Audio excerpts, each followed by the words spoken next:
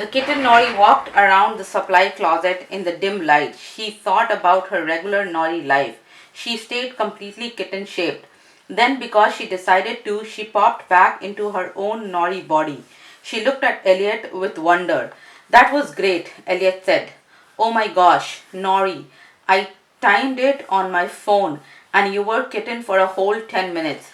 I did it, Nori said. She felt tired and proud. And if I can, you can too. At the end of day, Nori at the end of day, Nori pushed through a crowded hall to drink from the water fountain. It was invisible again, but now she knew where it was. When she finished, she looked up to see Pepper beside her. So Pepper asked. It was the first time she'd looked Nori in the eye since the skunk fanged in the cafeteria. So what? So how is going with Elliot and practicing for your test? Are you getting closer? You know, we are trying to switch out of UDM. Yeah, I heard you guys talking about it. Does everyone know? I don't think so. Nori mind felt dull. Then the pieces of the puzzle came together. The book, did you leave it for me? Well, Pepper shrugged. I thought it might work for you and Elliot. It definitely doesn't work for me. I have got no normal to put in the box. Nori looked at Pepper and saw the small friendly girl she'd first met. The girl Pepper was to her before Nori knew she was a fierce. Nori had liked that girl a lot. Poor Pepper, Nori thought. How lonely she must be. How awful to have a talent that pushes people away. It is working, Nori said. The box and all that, it made a huge difference. Thank you. You're welcome. Pepper said wistfully. I don't fit in anywhere. I don't think I ever will. But maybe you can. Chapter 15. The box of normal worked for Elliot too. He tried it that afternoon at his house with Nori looking on it. He lit two candles and then lit three. Elliot, Nori said, 3 candles and no freezing. That was awesome. Elliot was clearly pleased. He blew the candles out with puff of air. He roasted a marshmallow perfectly too. Said Nori, taking a bite. Delicious. Do you want some? He shook his head. I don't like marshmallows. Really? What's not to love? Nori popped the rest of it in her mouth. Elliot shrugged. I am more into ice cream. Go ahead and laugh. A freezer who likes ice cream. Haw, I have heard it before. I wasn't going to laugh. Lacey thinks it's hilarious. Oh, come on. Everybody likes ice cream. That's why it's great to be freezer. Maybe one day you will be able to make it with just your hands. Elliot shook his head. No, I won't remember. If box of normal keeps working, I won't freeze anything ever again. Nori was silent for a minute. When Elliot had just said seemed kind of sad, but then again he didn't want to be a freezer. He wanted to be a flare. No problem, she told him brightly. Who needs to make ice cream? You can always buy it at the store.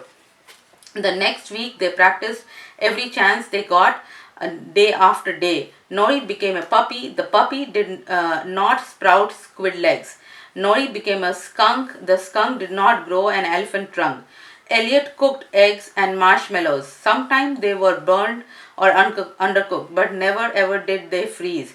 Andres was the second person to notice something was up, or at least the second person to say something out loud about it. It happened Wednesday morning. They were doing a trust activity. First, everyone had to choose a partner. Nori chose Elliot. Then Miss Starr gave each pair of students a large mixing bowl full of whipped cream, hidden within the ice cream.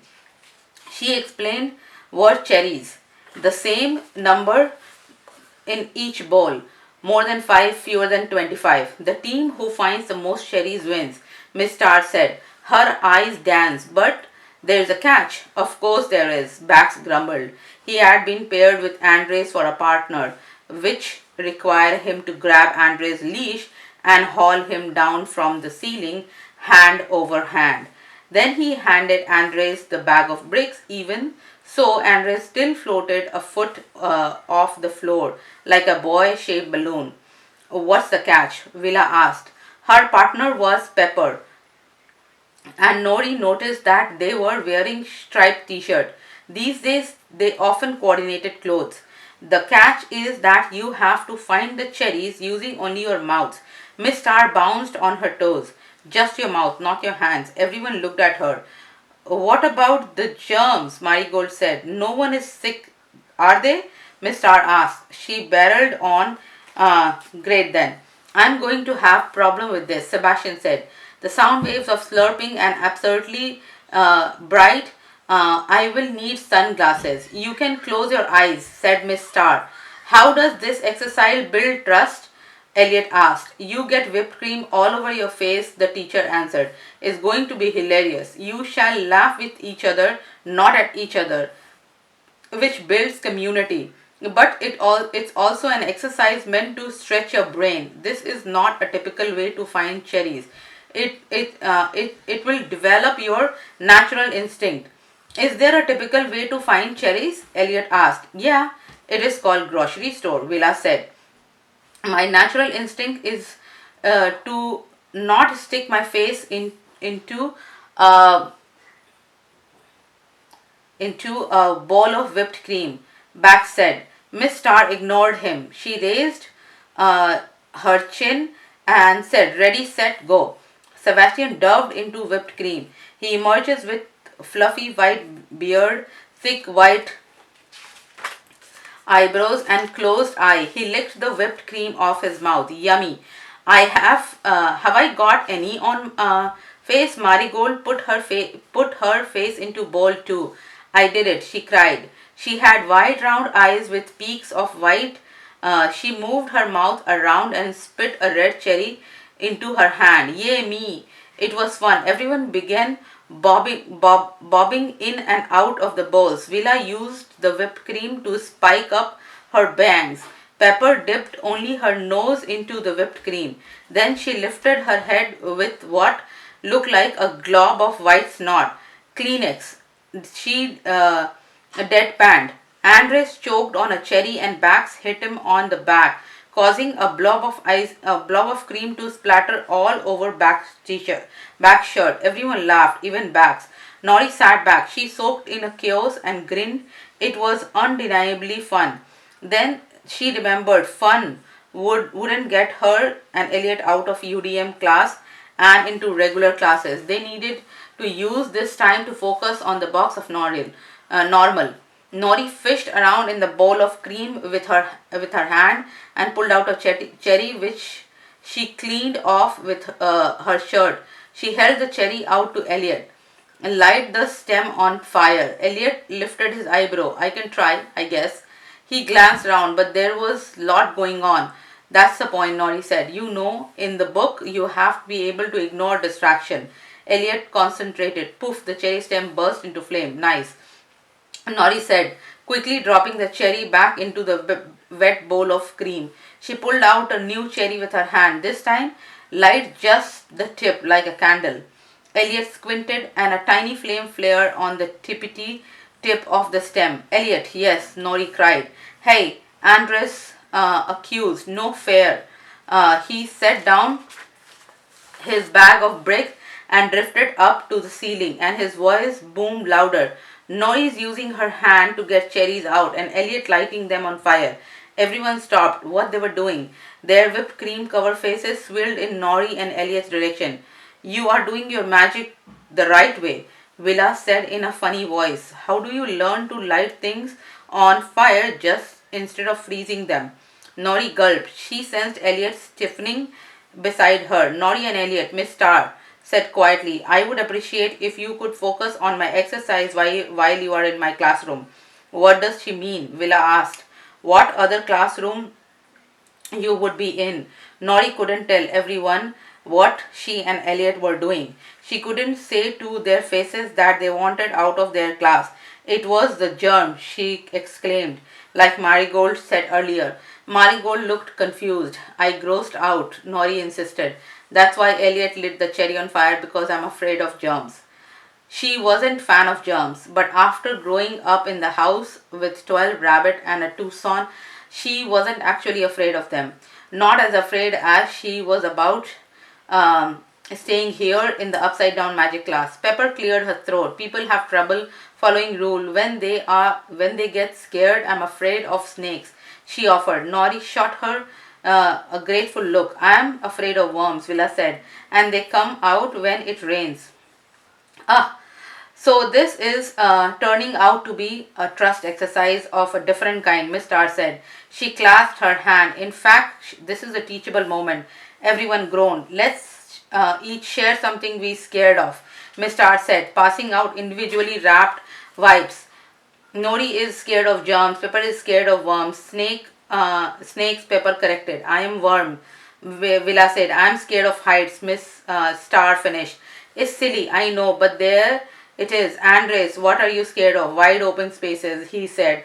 Everyone nodded, and just like that, the others jumped in. Elliot was scared of clowns. Sebastian was afraid of thunderstorm and rock concert. Marigold was scared of having food touch each other on her plate. I absolutely detest gravy, she said with a shiver. Gravy creeps me out because it mushes everything together. Yes, I suppose it does, Miss Starr said. She turned into Bax, the only student who hadn't gone. Bax, would you like to share? No thanks, Bax said.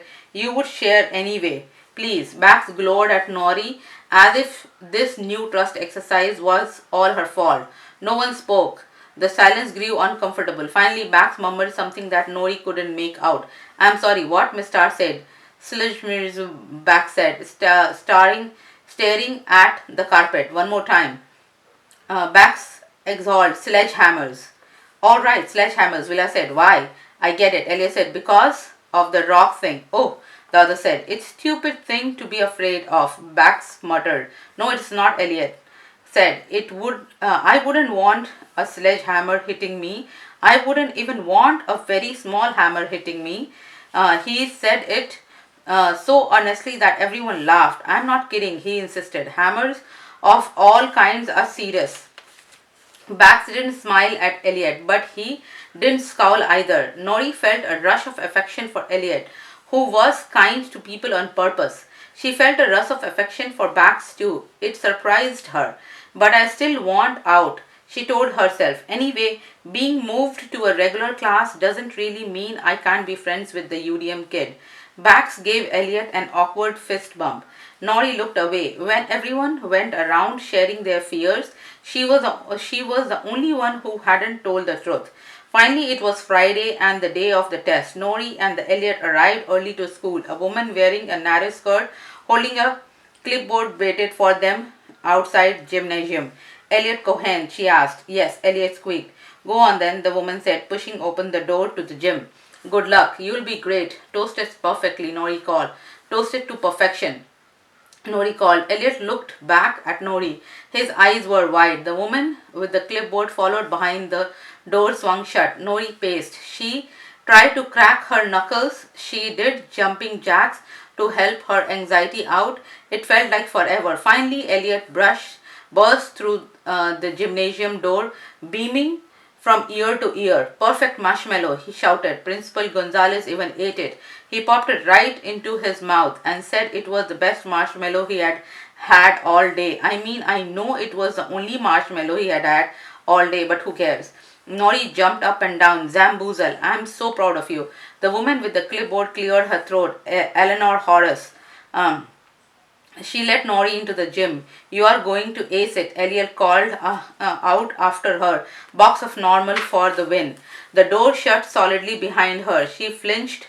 The gym didn't have as much of an echo when she came in with the rest of her class. It was the same room with this scarred wooden floor she'd been in many times before, but it felt different now, bigger, scarier. Principal Gonzalez was nowhere in sight, but Nori wasn't surprised. Elliot had told her on first day that Principal was invisible. Come on in. Come in. A voice boomed. Nori turned toward the sound, and now there was a man sitting in the middle row of the rickety gym bleachers. A tall man with a big silly mustache, tan skin, no hair, and a three-piece velvet suit. Then he was gone, then he was there, then he settled into a big halfway visible and half pale shade of blue, which Nori knew was quite a difficult flicker trick. So you are Stone Horus' daughter, the man said. We went to Sage Academy together. Did you know that? Went through all our studies side by side. You are friends with father? No, he said with a sigh, not friends. Competitors, you might say. And we have very different educational ideas. But he's a smart man. For a second, the principal seemed lost in thought. Then he pulled himself back. You go by Nori. Nodded. He stood and extended his hand. Principal Gonzalez, very pleased to meet you. Pleased to meet you too, Nori said, shaking his hand. It was solid, even though he looked only partially there. I am quite excited about these years upside down magic class, the principal continued. I am sorry to hear you want to leave. I don't know for sure that it's the best way to teach students with different magics, but um, I sure hope this will be good solution. You know, teachers have been arguing about upside down magic education for a long time. There are many different theories. Now many UDM classes are starting up around the country. I have high hopes they shall make a positive change. Miss Starr is a really good teacher, Nori said. It was true. Saying it made Nori realize it for sure. But you still want to leave, she nodded. It's a pity. He said, but if it really uh, matters to you, let's give you a chance. The principal sat back, down on the bleachers, then slapped his hand on his thigh. Let's see your kitten, shall we? All black, if you please. Nori concentrated on her box of normal. She stayed within a safe walls and did her kitten. She did it perfectly. She held still as Principal Gonzalez inspected her. Whiskers and teeth, tail and ear fluff. She meowed and followed instructions to jump on chair and rolled over. The woman in narrow skirt opened a can of tuna fish and set it on the floor. Nori didn't eat it. Then the woman changed into a mouse and ran in front of Nori. Nori, human mind, stayed in control. She didn't chase the mouse. Then the woman changed into the butterfly and flew around her head. Nori didn't chase that either. Fine work, indeed, Principal Gonzalez said. You may return to human form now, please. Nori popped from cat to girl. All right then, Principal Gonzalez said. You have done very well. You and Elliot both.